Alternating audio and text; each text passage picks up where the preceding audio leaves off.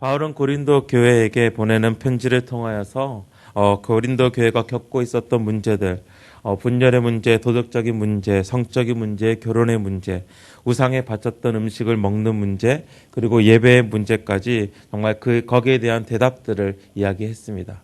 그런데 이야기들을 우리가 잘 살펴보면 바울이 제시했던 그 해답들을 잘 살펴보면 그 모든 문제의 답은 예수 그리스도로 집중하고 있다는 것을 우리가 알 수 있습니다. 그가 예수님을 답으로 문제의 해결책으로 말하는 까닭은 예수님의 본을 따라 예수님처럼 살아가기를 권면할 뿐만 아니라 결국은 우리의 삶이 우리의 것이 아닌 예수님의 죽으심과 부활하심으로 주어진 것임으로써 모든 것을 은혜 가운데 살 것을 말하기 위함이었다라는 것입니다. 만약 우리가 예수님처럼 살고자 하는 것이 우리 삶의 동기라면 우리는 예수님처럼 살기가 쉽지는 않을 것입니다. 만약에 예수님처럼 우리가 산다고 노력을만 한다 그러면 쉽게 지치고 또한 힘들어질 것입니다. 왜냐하면 우리는 예수님이 아니기 때문입니다. 그렇지만 우리의 삶이 내 것이 아니고 하나님의 은혜로 주어진 것이라는 것이 정말 우리의 삶의 동기라면, 그리고 우리가 매사 다가오는 그 상황 가운데서 하나님의 은혜를 받은 것을 기억하면서 그 은혜를 나누고 또한 그 은혜를 흘러버린다면 힘듦보다 지침보다는 기쁨과 감사가 따를 것입니다. 그렇게 바울은 모든 문제의 답으로 십자가를 이야기하고 예수님을 이야기하고 예수님의 주인 되심을 이야기하면서 바로 복음을 말하고 있습니다. 그렇기 때문에 고린도 교인 공동체가 그들에게 있었던 문제에 대해서 오히려 예수님께 집중을 한다면, 예수님을 묵상한다면 그 문제 가운데서 빠져나올 수 있을 거라는 바울의 생각이었습니다. 이제 고린도 교회가 가졌던 문제에 대해서 마무리를 한 뒤에 그는 마지막으로 고린도 공동체에게 전하고자 하는 말을 써내려갑니다. 저희들 13절 말씀 함께 읽겠습니다. 13절입니다. 깨어 믿음에 굳게 서서 남자답게 강건하라. 바울은 고린도전서에서 몇 번이고 굳게 서기를 권면합니다.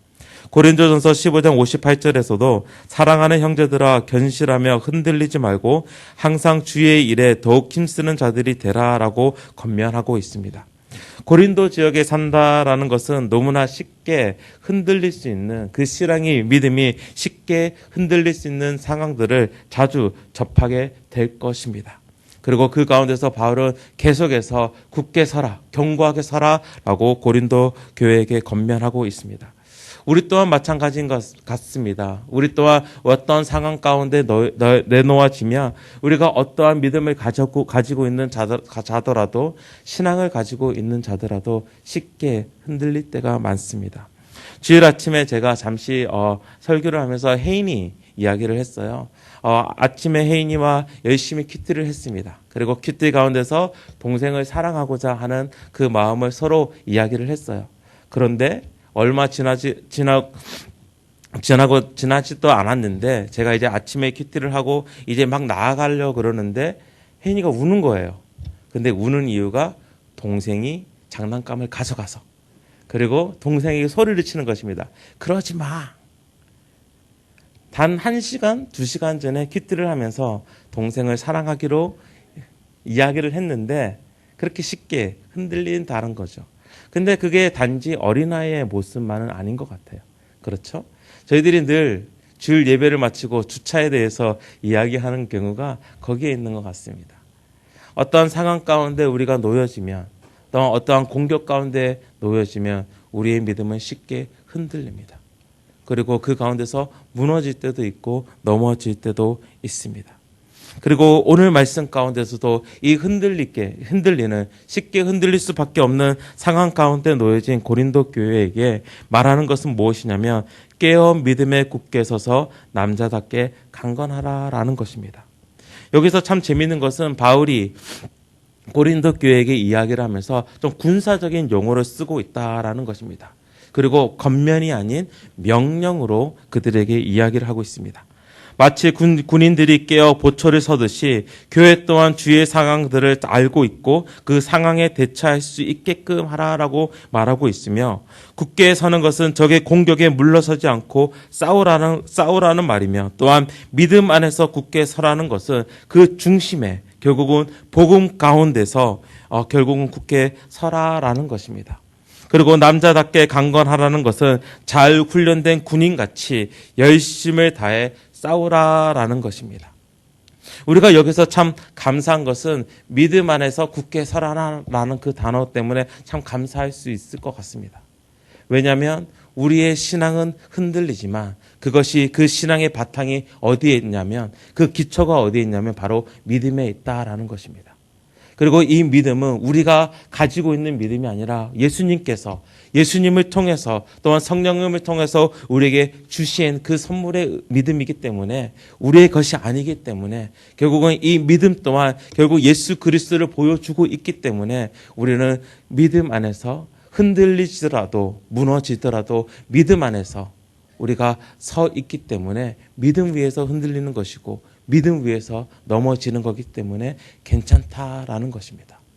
또 다른 말로 이야기하면 이미 우리가 싸우고 있는 그 전쟁은 승리의 전투이기 때문에 우리가 그곳에서 흔들릴지라도 넘어질지라도 이미 승리한 전투 위에서 일어난 일이기 때문에 괜찮다라는 것입니다. 그리고 바울은 계속해서 바울을 돕고 있는 계속해서 언급하고 있는 것은 사랑의 법에 대해서 이야기하고 있습니다. 14절 말씀 함께 읽겠습니다. 14절입니다. 너희 모든 일을 사랑으로 행하라. 바울은 모든 사역 가운데서 사랑이 기초되어야 된다라고 늘 이야기하고 있습니다. 그리고 고린도전서 13장에서는 한 장을 다 하려 하면서도 이 사랑에 대해서 이야기하고 있습니다.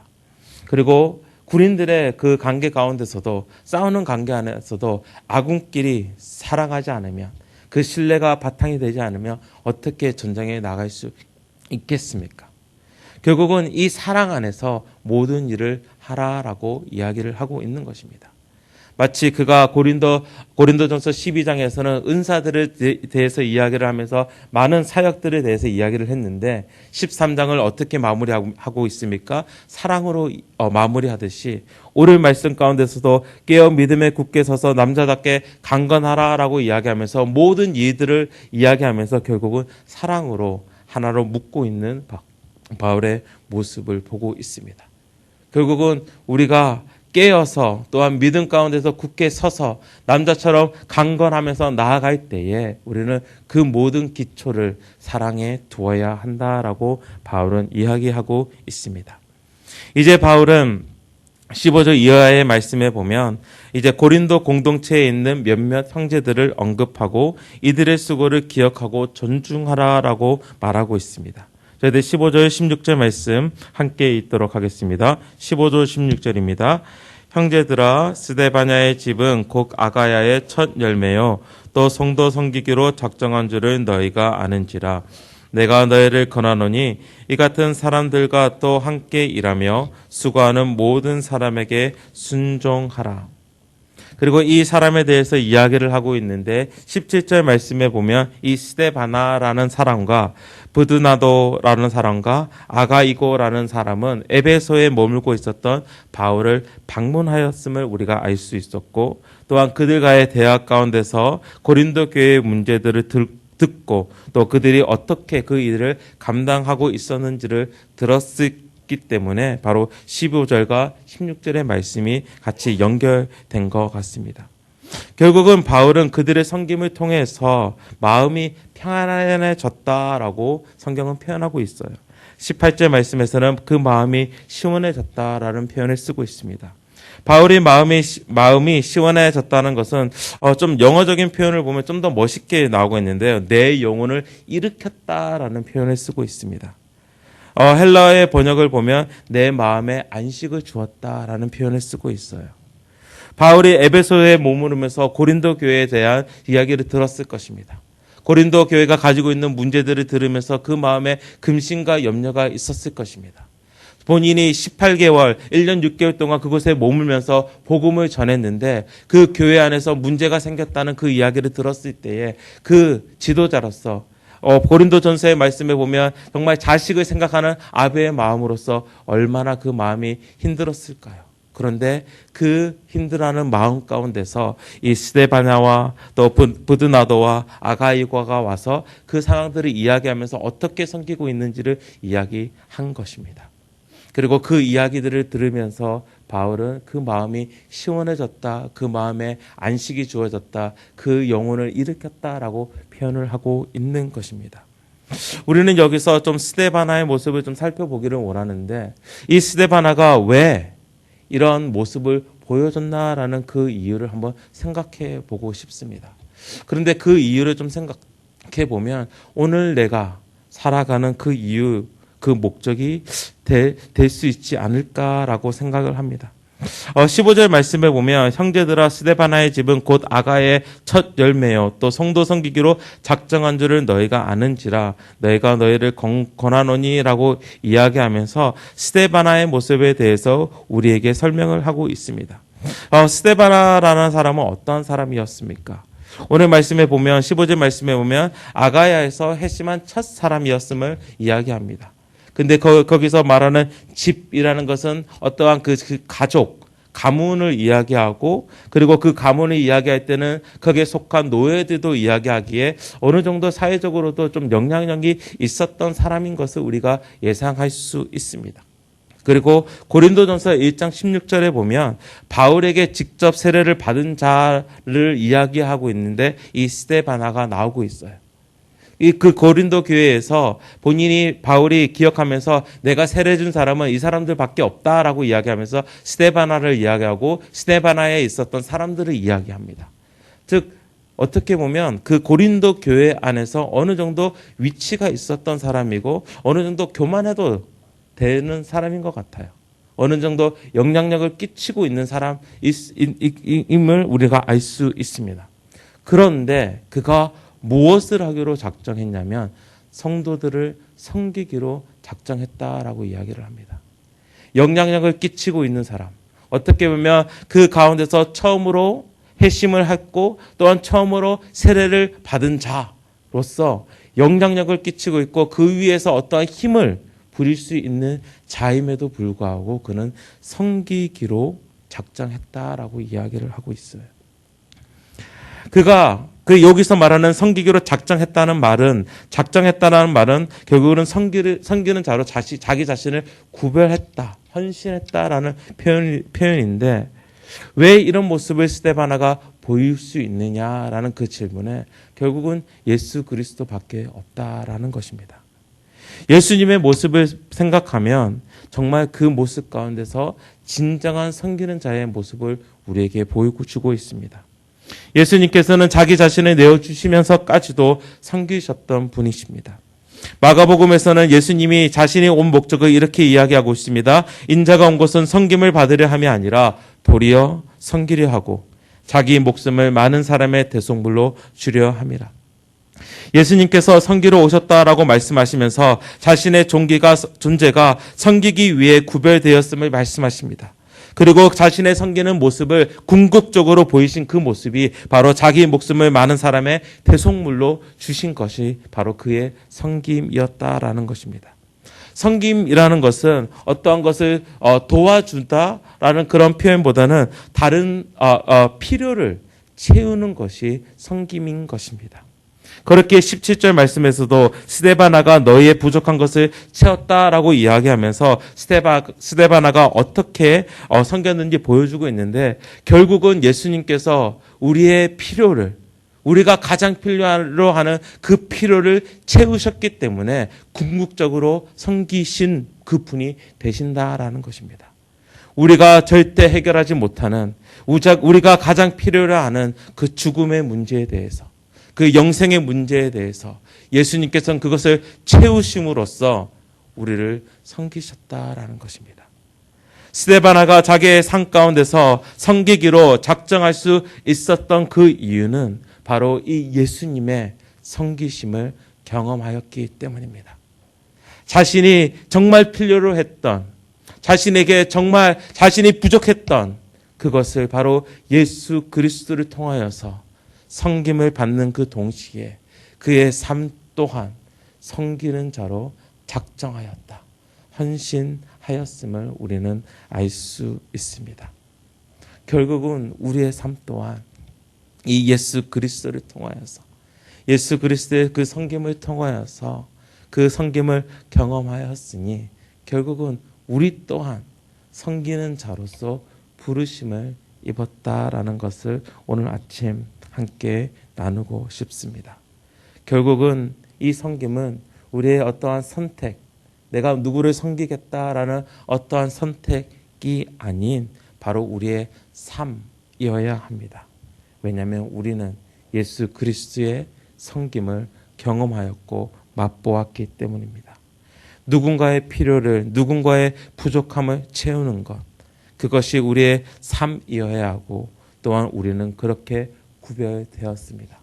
그리고 이 채움은 결국은 이 다른 사람을 섬기는 것은, 다른 사람의 부족한 것을 채우는 것은 결국은 바울이 이야기하는 것은, 또한 우리가 아는 것은 내 안에서 흘러내어 나아가는 것이 아님을 우리가 알 수 있습니다.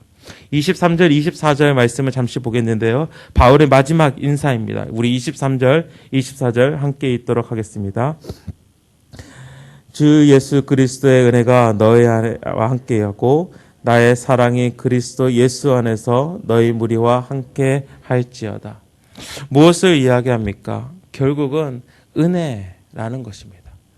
우리가 남을 섬길 수 있는 그 이유가 우리가 그 섬길 수 있는 충분한 은혜를 우리가 이미 받았기 때문입니다. 바울은 고린도전서 15장 10절 말씀에서 그는 이렇게 이야기합니다.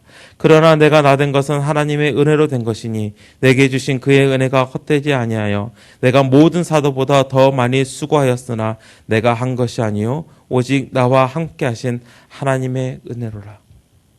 바울이 그렇게 열심히 다른 사람들과 비해서 감히 이야기할 수 없는, 내가 그들보다 더 열심히 수고했다라고 이야기하는 그 이유가 무엇입니까? 그의 자랑이 아니었습니다. 하나님의 은혜를 이야기합니다.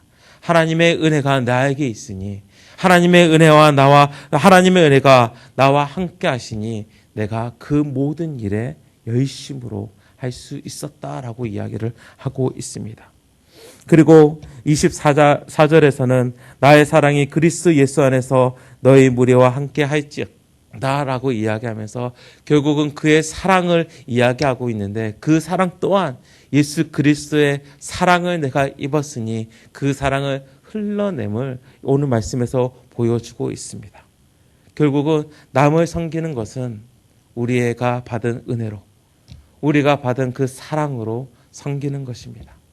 남의 필요를 채우는 것, 나의 부족한 것을 채우는 것은 어떠한 나의 것을 내어주는 것이 아니라 이미 내가 받은 그것을 내어주는 것입니다.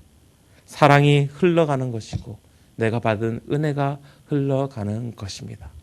결국은 그러기 위해서는 늘 우리는 예수님을 묵상하여야 한다는 것입니다. 예수님 오늘 가운데서도 남을 어떻게 도울 것인지 생각하는 가운데서 나의 것을 내어주는 것이 아니라 오히려 예수님을 묵상할 때에 내가 받은 것을 생각하면서 그 받은 것을 흘러낸다면 예수님처럼 내가 살려고 노력하지 않아도 오히려 그 묵상하는 가운데서 오히려 예수님처럼 살아가지 않을까라는 그런 생각을 해봅니다. 결국은 오늘 나의 삶 가운데서 이 은혜를, 내가 받은 이 은혜를, 내가 받은 이 사랑을 흘러내시는 주님의 거룩한 교회 되시기를 주님의 이름으로 축원합니다. 함께 기도하시겠습니다. 하나님 아버지, 오늘 이제 바울이 고린도전서를 마무리하면서 고린도 교회에 있는 그 공동체에게 많은 것들을 명령하고 권면하고 있습니다. 그들에게 깨어 믿음에 굳게 서서 남자답게 강건하라라고 이야기하며 또한 그 모든 일을 사랑으로 행하라라고 이야기를 합니다.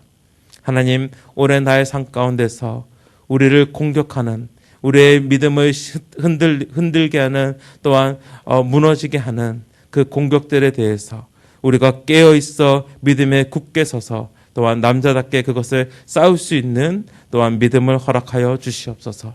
또한 그 모든 가운데서 사랑을 늘 기초로 하며 나아가게 하여 주시옵소서. 또한 오늘 말씀 가운데서 결국은 섬기는 그 모습을 보여주셨는데 결국은 오늘 나의 삶 가운데서 예수님의 그 섬기신 모습을 묵상하게 하여 주시고 또한 그 예수 그리스도의 그 섬기심을 묵상하는 그 가운데서 내가 받은 은혜와 사랑을 다시금 깨닫게 하여 주시고 또한 그 깨닫는 가운데서 나의 옆에 있는 이웃에게 나의 가족에게 그들의 필요를 채우는 그들의 부족함을 채우는 섬김으로써 결국은 내가 받은 은혜와 사랑을 흘러내는 오늘 하루가 되게 하여 주시옵소서. 이 모든 말씀 예수 그리스도의 이름으로 기도합니다. 아멘. 하늘에 계신 우리 아버지